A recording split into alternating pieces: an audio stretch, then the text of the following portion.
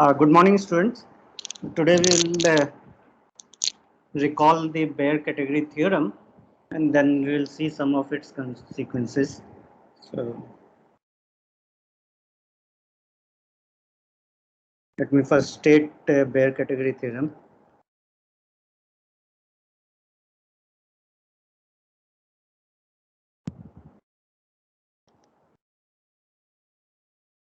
So there's many versions of this. So let me first state this. So suppose XD is a complete metric space.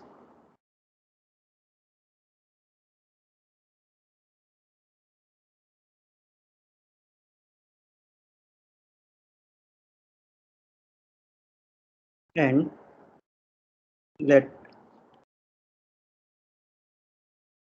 Vn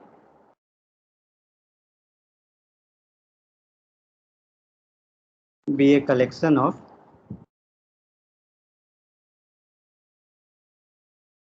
open dense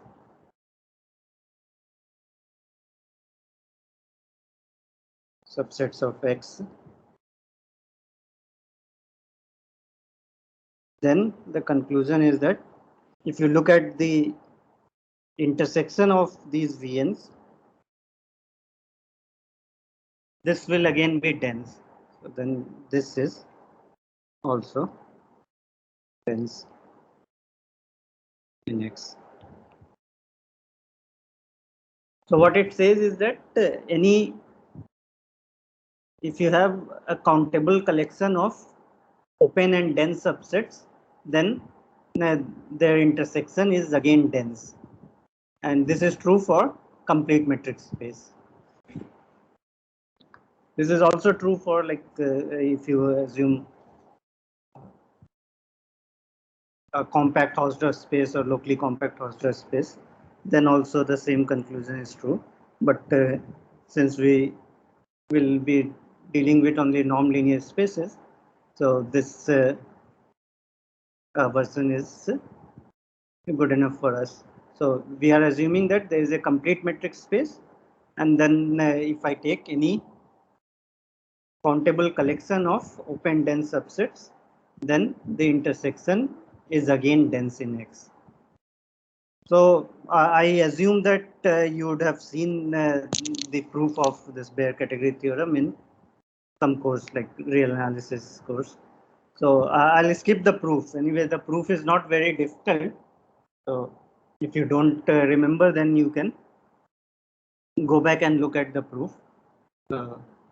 Basically, you have to use the completeness of this metric space. So you have to somehow get a Cauchy sequence and then use that Cauchy sequence must converge, and that way you can prove that this intersection is dense. So I'll not do that because that will take a little time. But there are some equivalent ways in which this can be stated also.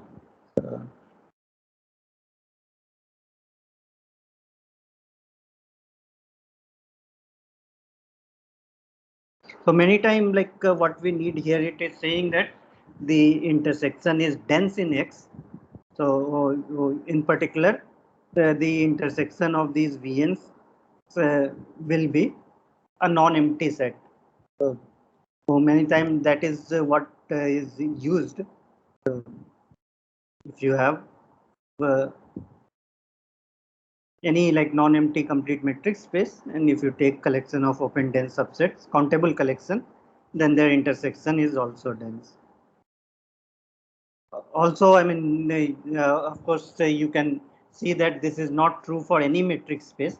So if you don't assume completeness, then this thing is maybe false. So you can have uh,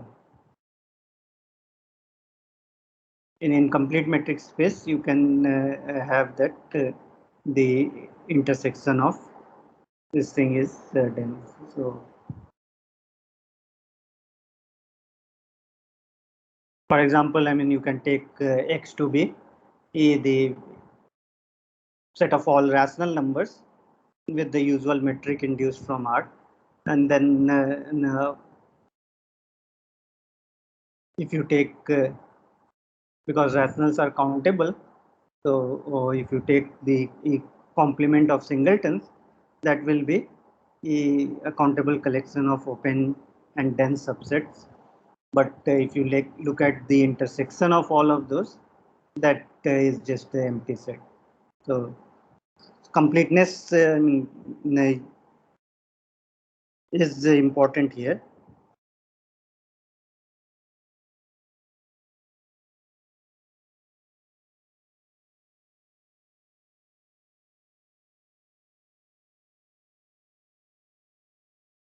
So okay, let me mention some definitions also. So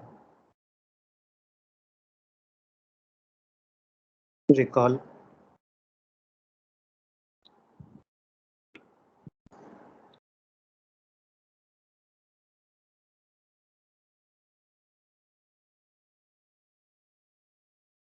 A subset, say A of a topological space. If you want, you can only assume metric space. So a subset A of a topological space, say X, is said to be nowhere dense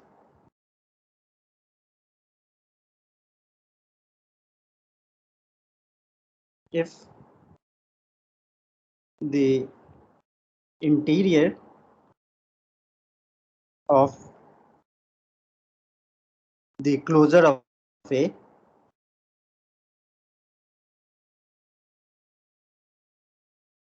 is empty. Nowhere dense means that the interior of the closure of that set is empty set.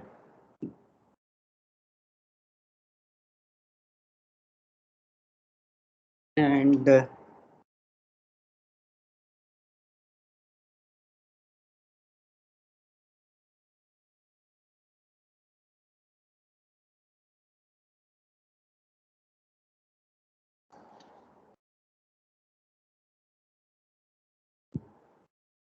set is said to be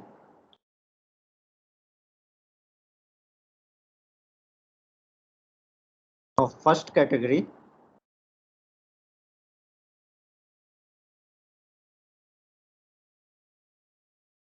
if it can be written as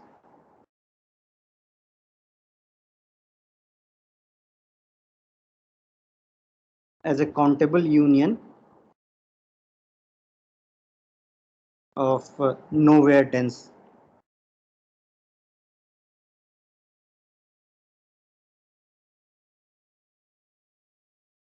subsets.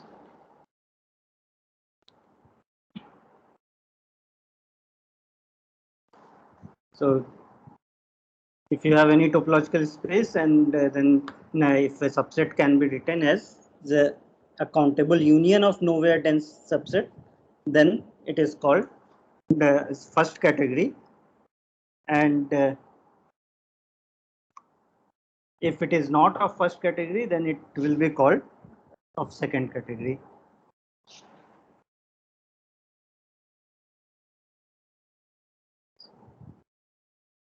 The set is said to be of second category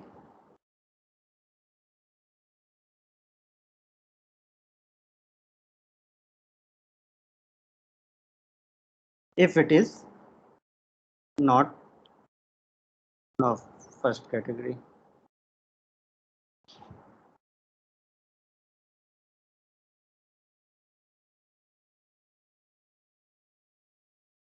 Which means that second category means that it cannot be written as a countable union of nowhere dense subsets.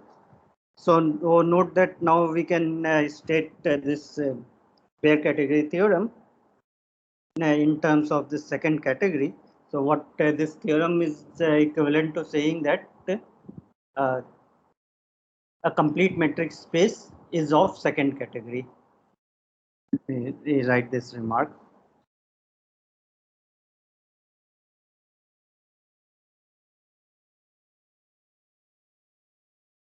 The Baire category theorem, and that is why it is called the Baire category theorem. So the Baire category theorem is equivalent to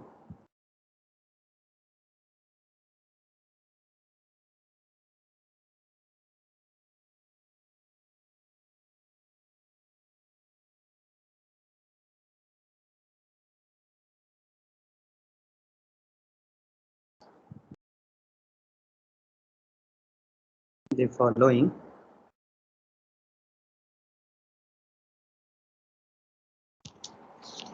Every complete metric space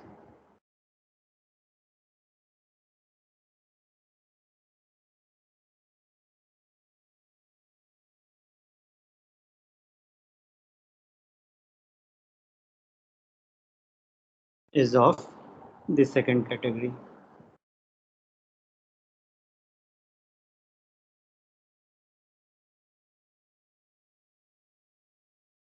Right. So this should be clear. So to show that you have to show that if we have a complete metric space, then it cannot be written as countable union of nowhere dense subsets. So suppose X can be written as the union of countable union of nowhere dense sets. Then if you take the complement, then you will get that the countable intersection of open dense sets will become empty. So that will contradict this Baire category theorem.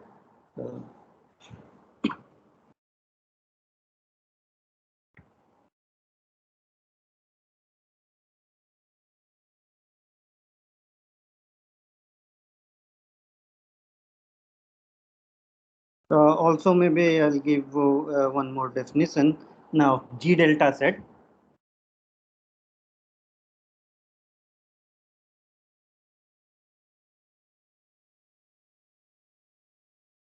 So a countable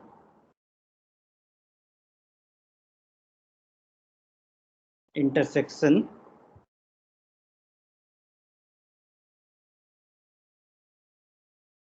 of open sets in a topological space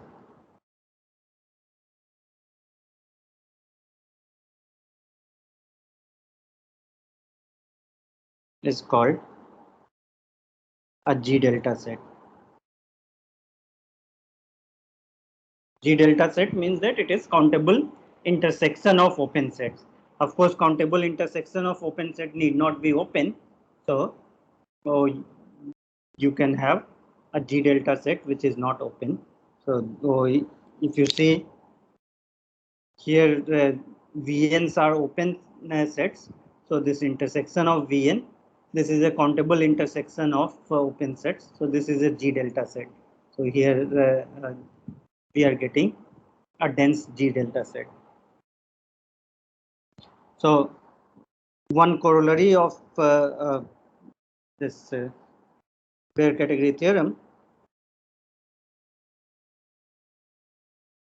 is that if we have any complete metric space,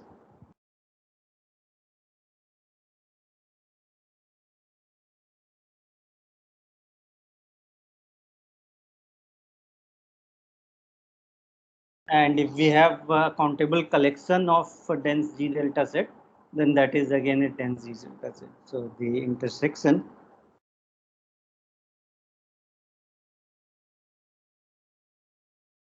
of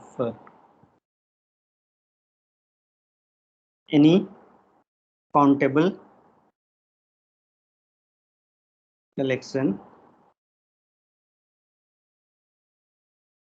of dense G delta set is again a dense G delta set. So the intersection of countable collection of G delta set is of course G delta, because every set is countable intersection of open sets, and there are countably many such things. So if you take the we know that countable union of countable set is countable. So if you take the intersection of all those open sets, that will be the intersection. So that is a G delta set. And to say that if these are dense G delta set, then the intersection is again dense. That follows by this bare category theorem, because you have only countable collection of open dense sets. So that intersection is dense, that is by this bare category theorem.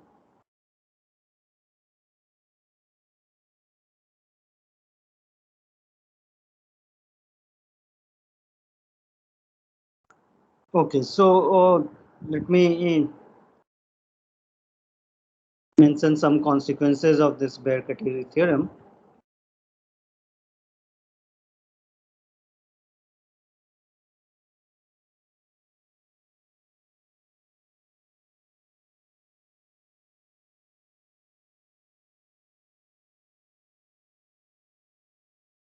So, I mean, this theorem, it is not very difficult to prove, but this has a lot of applications.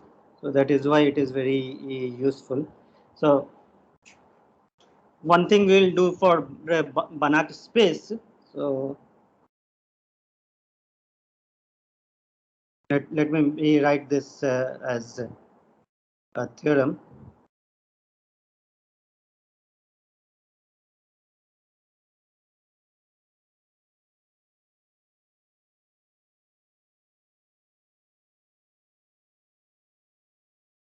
So let X with some norm be an infinite dimensional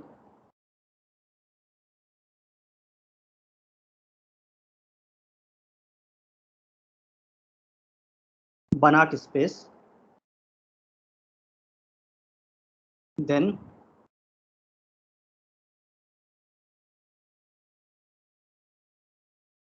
X has an uncountable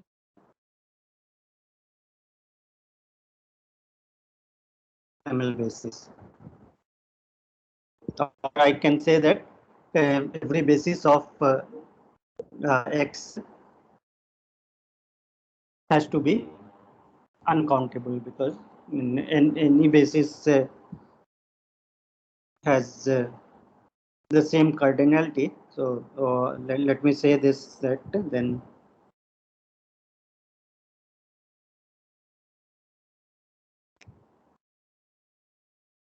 X cannot have a countable Hamel basis.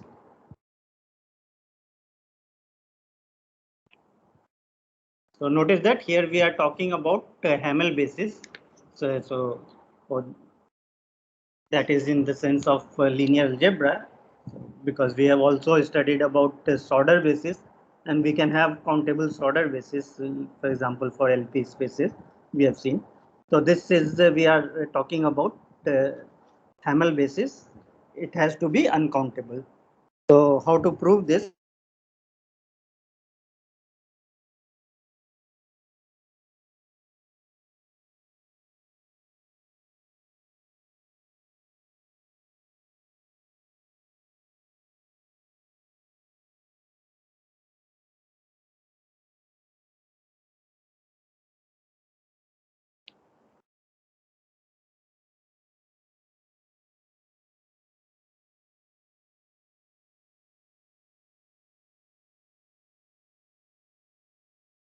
Am I audible? Hello. Yes, sir. Yeah. Okay. So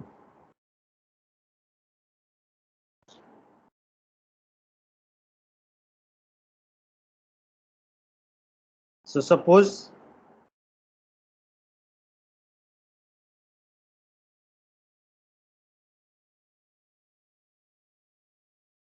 B equal to, let's call V1, V2, Vn dot dot dot B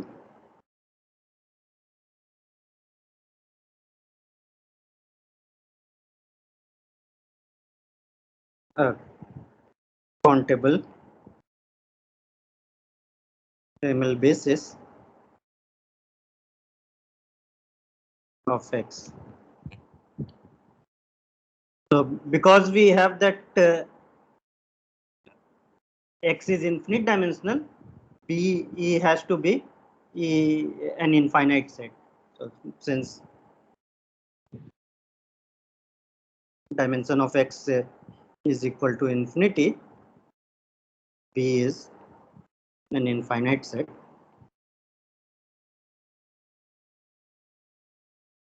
Because if you take finite dimensional, then of course it has a finite Hemmel basis.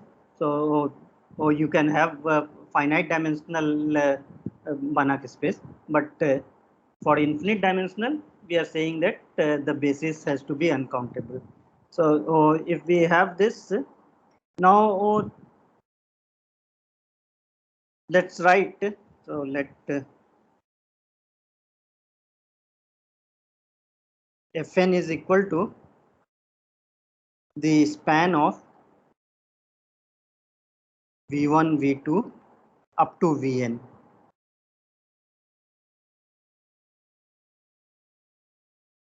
So we are looking at the linear span of the first n vectors V1, V2, Vn.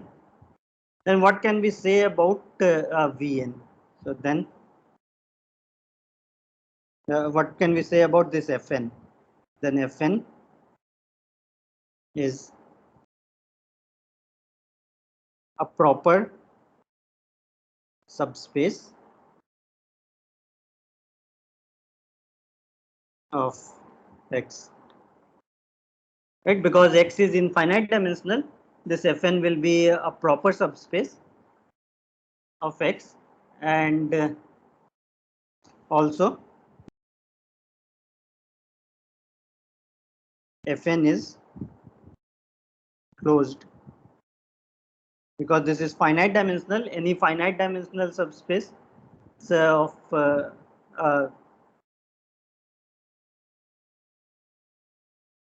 Banach space has to be closed because it is complete and therefore it is closed. So we have, but this is a closed proper subspace, and because this is a proper subspace, therefore its interior is empty.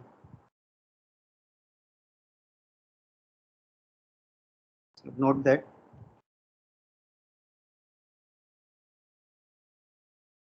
since Fn is a proper subspace,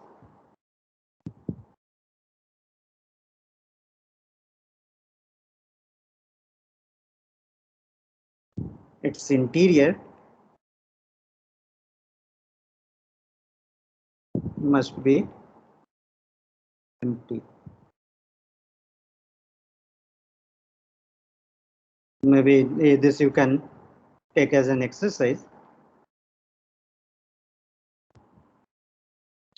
So any proper subspace of non-linear space must have empty interior. You prove it by contradiction.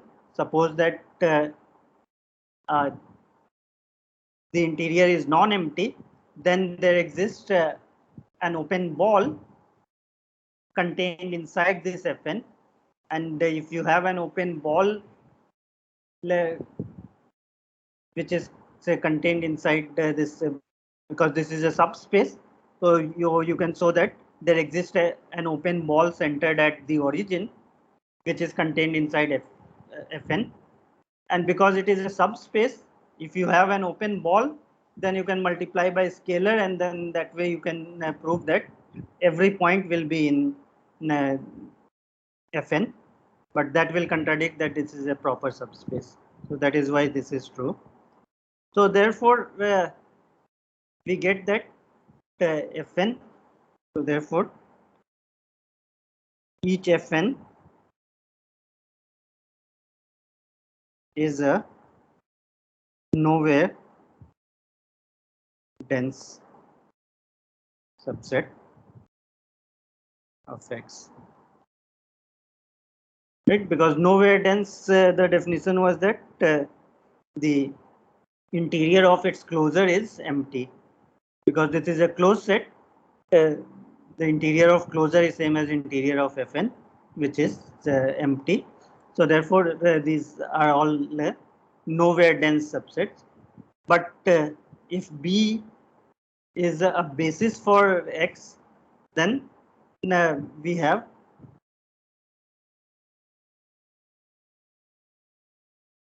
since B equal to V1, V2, this is a Hamel basis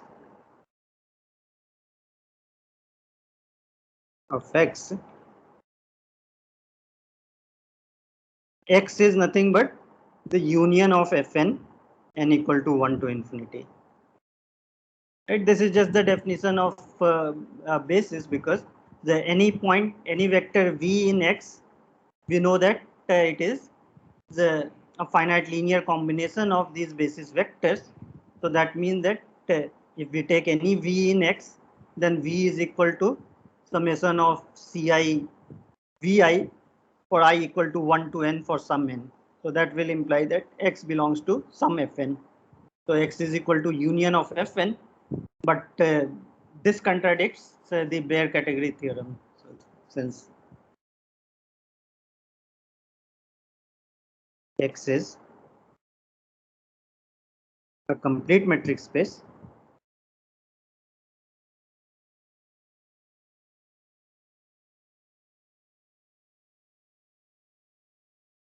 this contradicts the Baire category theorem.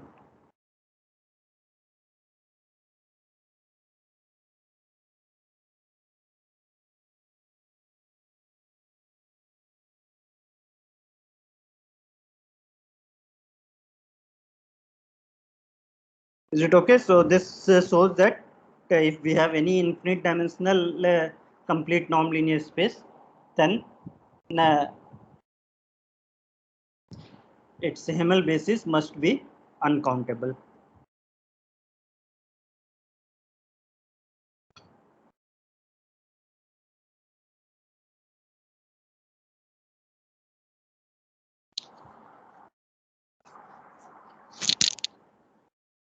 So you can use this to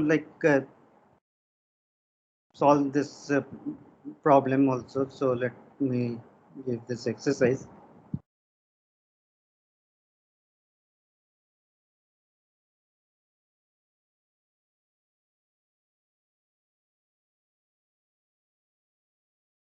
So suppose we take this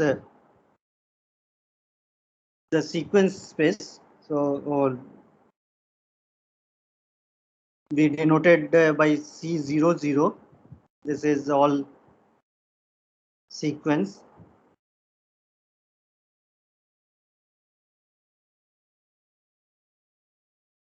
Which are eventually 0.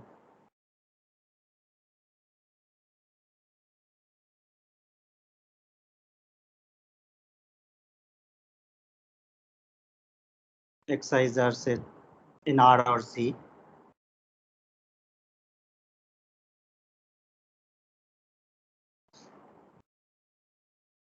So this is a vector space. Now, can we define any norm on this such that this becomes complete? So let me write this as X. or let's call this C00. So that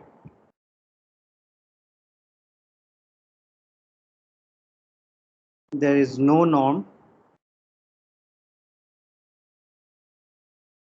on C00 such that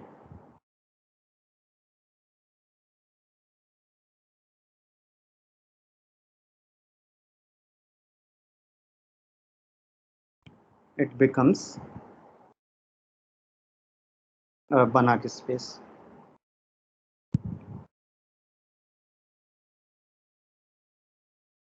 So it is just applying the previous result, because the C00, this has a countable basis. If you take E1, E2, E3 and so on, that forms a basis for C00. And if and that is an infinite dimensional, so you get a countable infinite basis. But if there is some norm such that this is a Banach space, then we know that it cannot have any countably infinite basis, and therefore you cannot have any norm with respect to which this will become a Banach space. Similarly, if you take the polynomial space, then you cannot define any norm such that it becomes complete.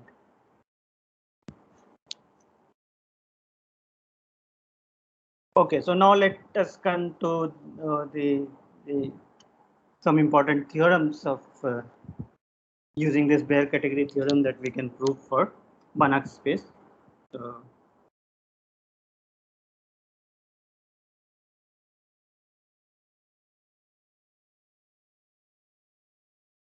write what is called Banach-Steinhaus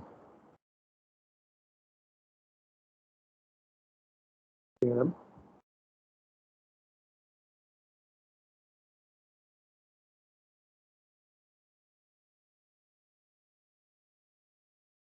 Let V be a Banach space and let W be a non-linear space.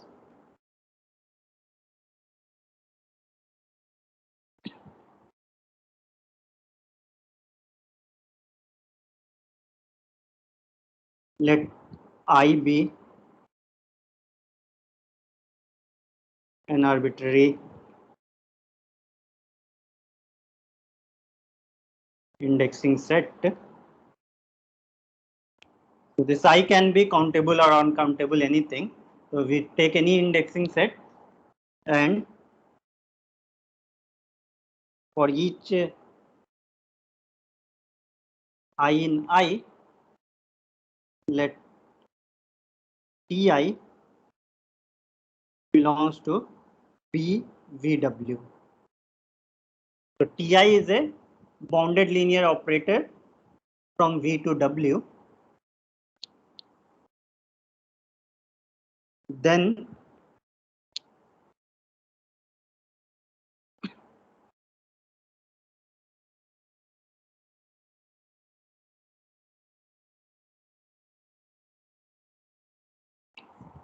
either the supremum of norm of Ti, I belonging to I, this is finite, or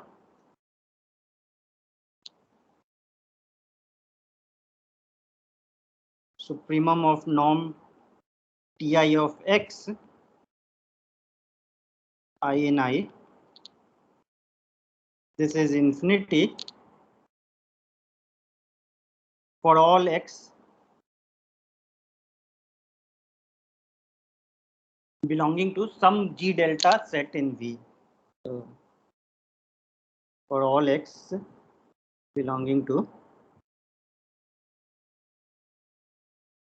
some G delta set. So let's try to understand what this theorem is saying. So we have a collection of bounded linear operator from V to W. These are TIs. And V is assumed to be a complete norm-linear space. W can be any norm-linear space.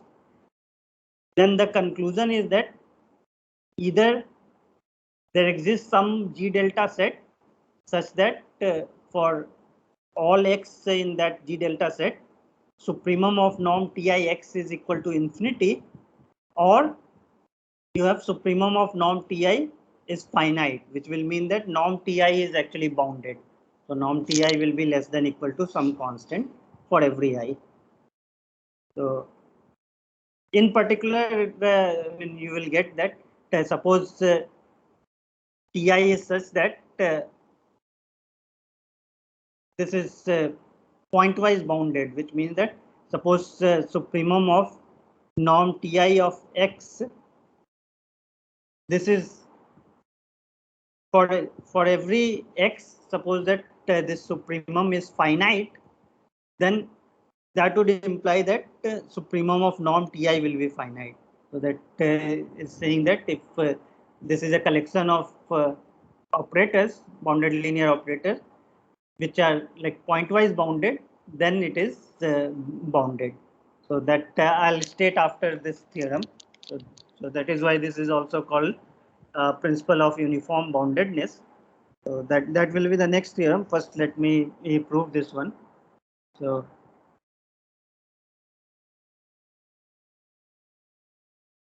for each x in V, define phi of x is equal to supremum of norm Ti of x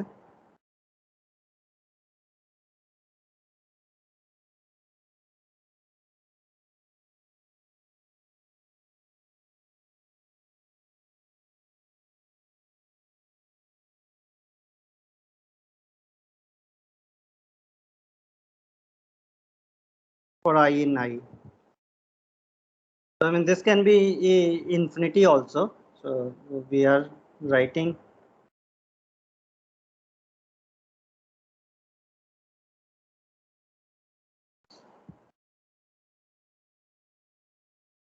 this phi of x as supremum of norm Ti of x, and let Vn equal to all x in V such that phi of x is bigger than n. Vn consists of all those vectors such that phi x is bigger than n. So this is for n belonging to n. We define Vn.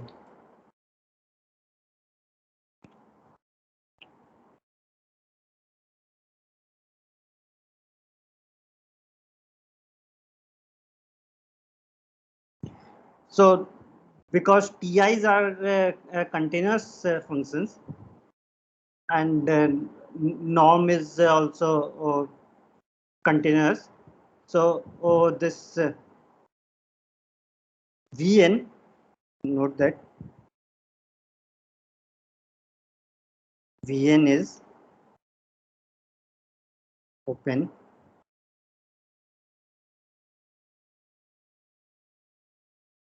since Ti is continuous for all I. So using that, you can see that Vn is continuous.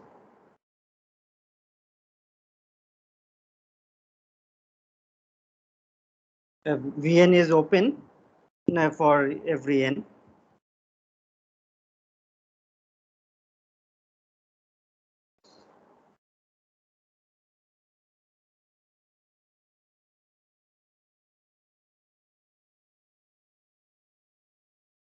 Also, we have that this V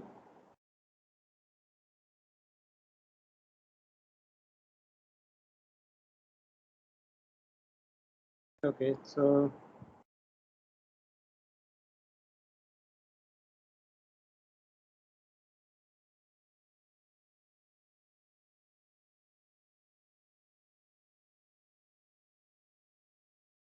okay, so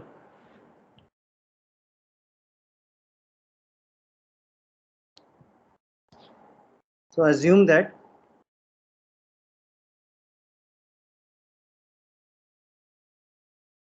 there exists some n such that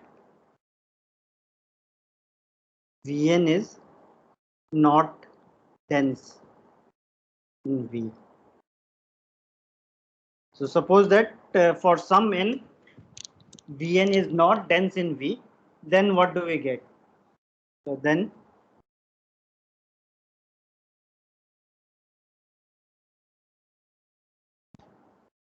there exists X naught and R positive such that the open ball such that B of X naught R, this is the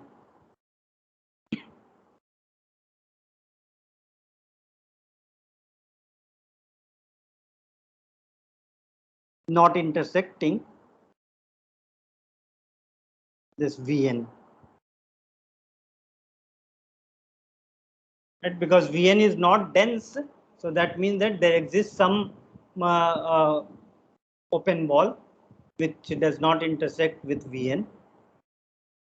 So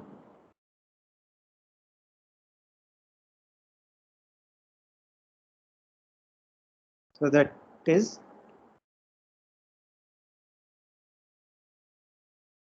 this. If we look at X plus X naught, this is not in Vn if norm X is less than equal to say R. So for any X with norm X less than equal to R, X plus X naught, because this is in the closed ball of radius R, so centered at X naught, and because that does not belong to Vn, so X plus X naught does not belong to Vn. So what does this imply?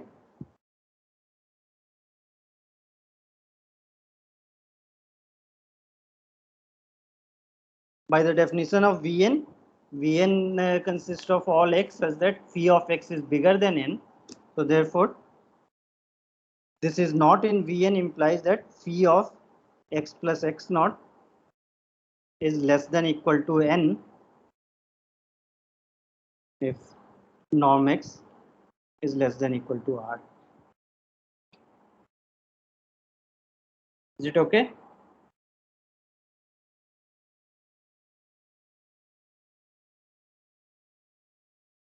But what does this imply?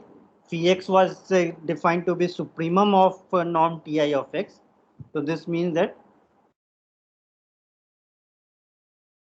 norm of Ti of x plus x naught, this is less than equal to n if norm x is less than equal to R. This is true for every I in I. Norm Ti of x plus x naught is less than equal to n. So what can we say about the norm Ti of x? This by triangle inequality and linearity of Ti can be written as Ti of x plus x naught norm plus norm of Ti of x naught, which is less than equal to n plus n to n if norm x is less than equal to R. Because Ti of x plus x naught norm is less than equal to n, and Ti of x naught is Ti of 0 plus x naught, so that is also less than equal to n. So norm Tix will be less than equal to 2n if norm x is less than equal to r. And this will imply that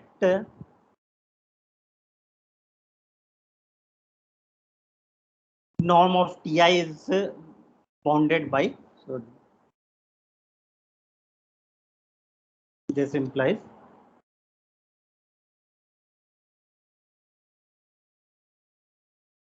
norm Ti, because the norm Ti is equal to supremum of norm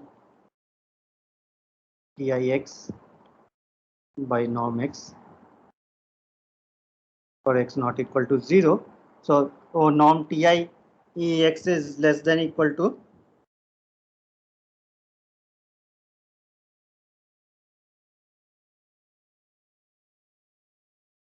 2n if norm x is less than equal to r. So this will be E less than equal to 2n by r.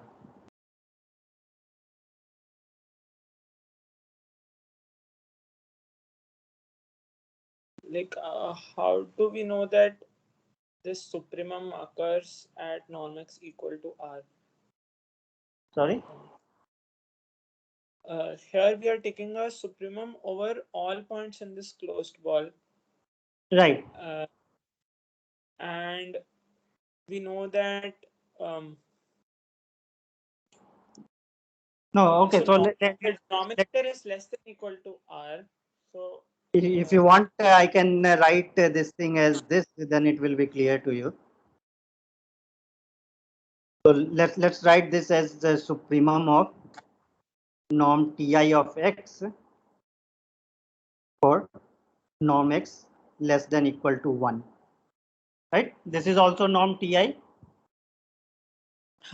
yes, yeah, I think now I get it. Now it is clear, right? Because norm x less than equal to r means that norm of if norm x is less than equal to 1, then norm of r times x will be less than equal to norm r, less than equal to r, and then you know that Ti of r times x, that is less than equal to 2n, and therefore norm of Ti of x will be less than equal to 2n by r. So this is true for every I. So for all I in I. So this means that supremum of norm Ti is less than equal to 2n by r. So this is one possibility that is saying that supremum of norm Ti is finite. So this is less than infinity. If this is not true, so this was under the assumption that there exists some n for which Vn is not dense in V. Otherwise, it can happen that each Vn is dense in V. So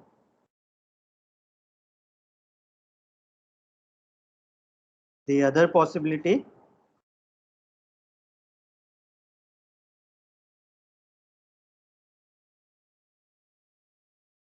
is that each Vn is dense in V. So what does that imply?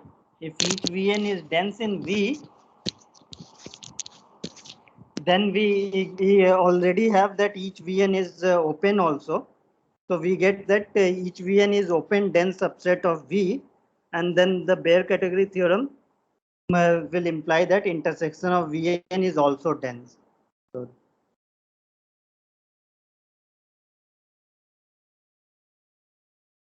each Vn is open dense. So by the bare category theorem,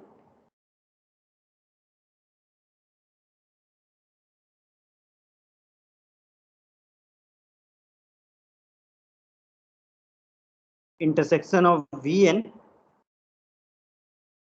this is dense in V.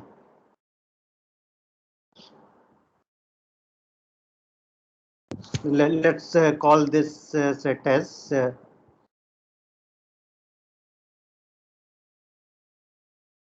G. So G equal to intersection of Vn is dense in V. So what happens? So then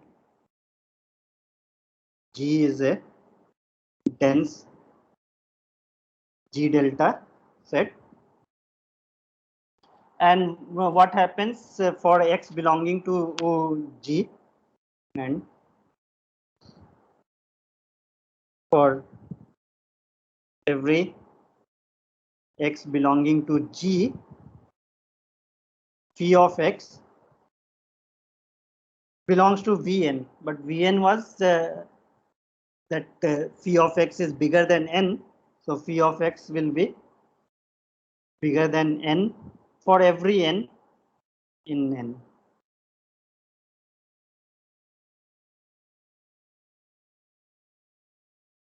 So this implies that phi of X is equal to infinity. So phi of X is in infinity for every X in G. So that is same thing as saying that is the supremum of norm Ti of X. This is equal to infinity for all X belonging to G.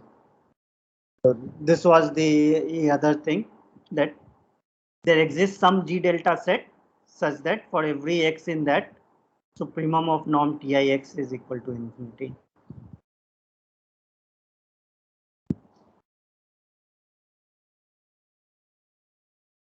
So an immediate corollary to this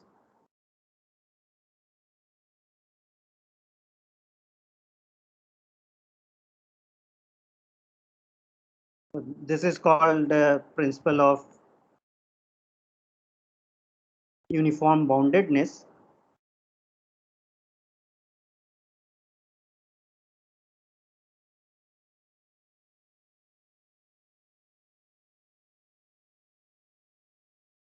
This says that if V is a Banach space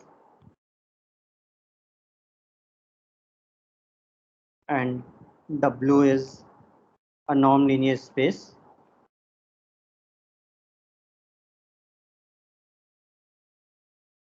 and if Ti belongs to BVW for I in I, such that supremum of norm Tix, this is finite for every X in V, then there exists M such that supremum of norm Ti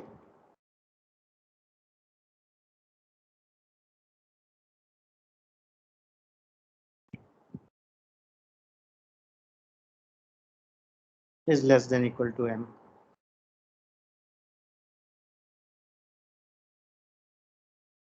Right, so this says that if our Ti is such that this collection Ti of bounded linear operator is such that it is pointwise bounded. That means that for any given X, if you look at a supremum of norm Ti of X, that is less than infinity, which is same thing as saying that for every X, norm Ti of X will be less than equal to some constant which may depend on X, because here when we say that this is finite, it can be that norm Ti of X is less than equal to some, say, mi m of X, where m of X is some constant. For every I, this is true. Then it is saying that norm Ti will be less than equal to M for every I. So this follows immediately from the previous theorem, because if supremum of norm Tix is less than infinity for every X, then that means that we cannot have any G delta set where supremum of norm Tix is equal to infinity, right? Because For every Ax, we know that it is less than infinity. So therefore, we must have supremum of norm Ti is finite, which is same thing as saying that there is some constant such that supremum norm Ti is less than equal to n.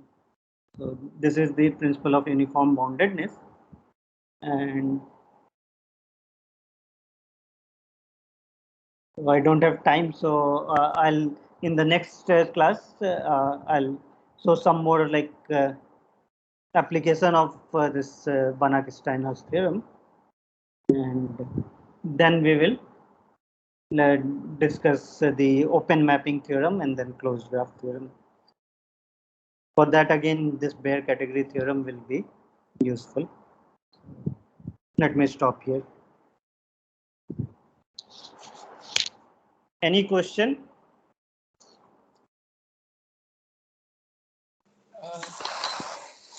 So actually, I had one question from like an earlier lecture. Yeah, Like when we discussed this thing on embedding, we said that like a non-linear space in general, it need not be Banach, but we know that the double dual like V star star is always Banach. a Yeah, Banach space.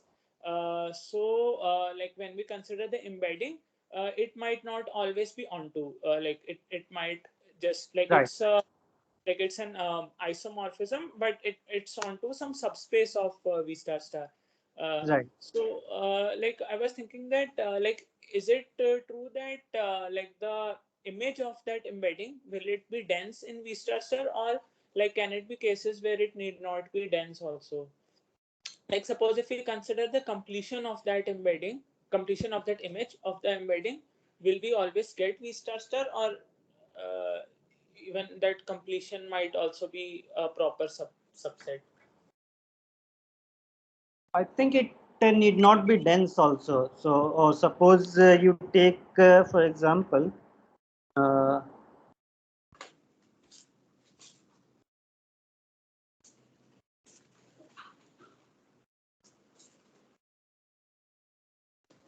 yeah. So, for example, if you take this C00, right?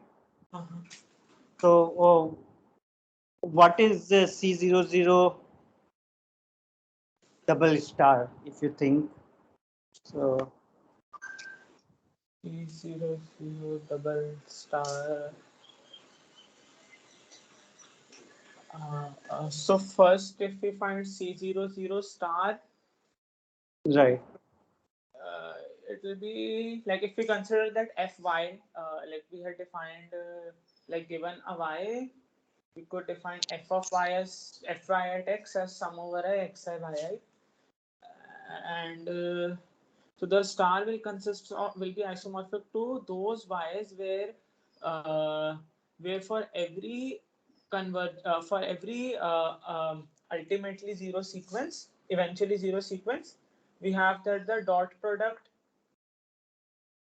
is bounded. Uh,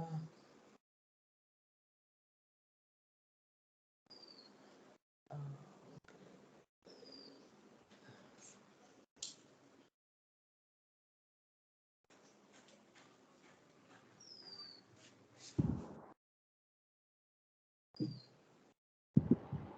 or okay, let me maybe take like how do we C00 has sup norm, no? right, right. So it is as a subspace of L infinity. Or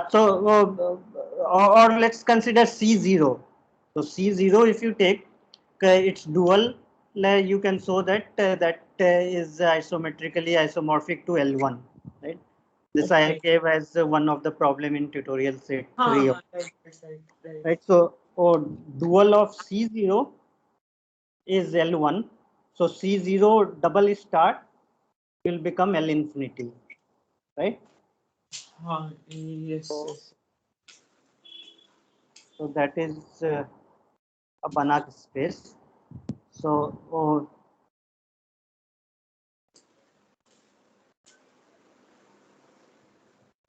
but C0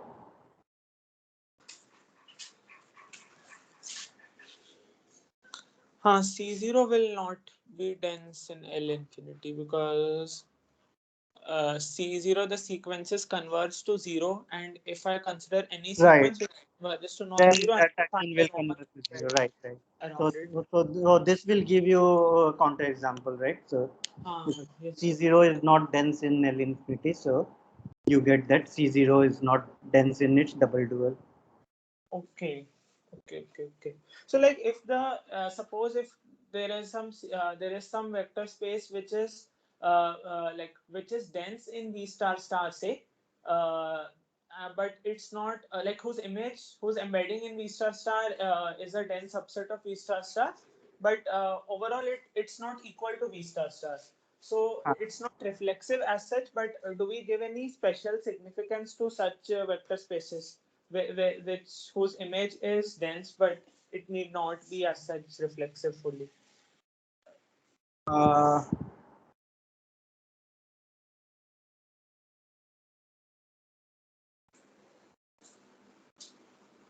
Because not like if it's not always dense, which means that even being dense in V star star is now a special property. So do we give any significance? Like, are there any results which are based on like being being dense in V star star? Like, if it's helpful. yeah, I don't know, but yeah, that is a good thing to think of. That even if it is not a Banach space, you can think of the double dual being dense in. Uh, so that is space being dense in its double dual. So I don't know. Maybe people might have considered, but right now I'm not aware of whether like it will give you something interesting or not. Oh. Yes.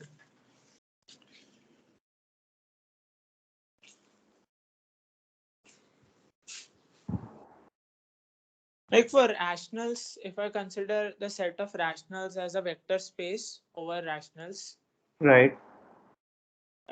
then if I take its double dual, will we get okay? Yeah, sorry. Yeah, I think I'm too much digressing. Okay, yeah, Yeah. thank you. So you think about it, and then like if you think that something, right now, no, I am not aware because when we study about these reflexive spaces, we always like consider only Banach spaces and do that. Okay. But yeah, one may think what you are doing and define something like that. But I don't know whether like that gives something interesting, whether it has been studied or not. Okay. Thank you. So okay, let me stop then. And you must be knowing, all of you, that the exam will be on Sunday. So, so in the schedule, it is given that the exam should end by 11 o'clock. So we will start the a minor exam, midterm exam at 9 o'clock, and probably it will be for 1.5 hours, 30 marks. So 9 till 10:30, and then you will get some time to like upload the answer sheets on Gradescope. So anyway, all the information I'll send an email and inform that those things. But you can be prepared that Sunday 9 o'clock will be the exam.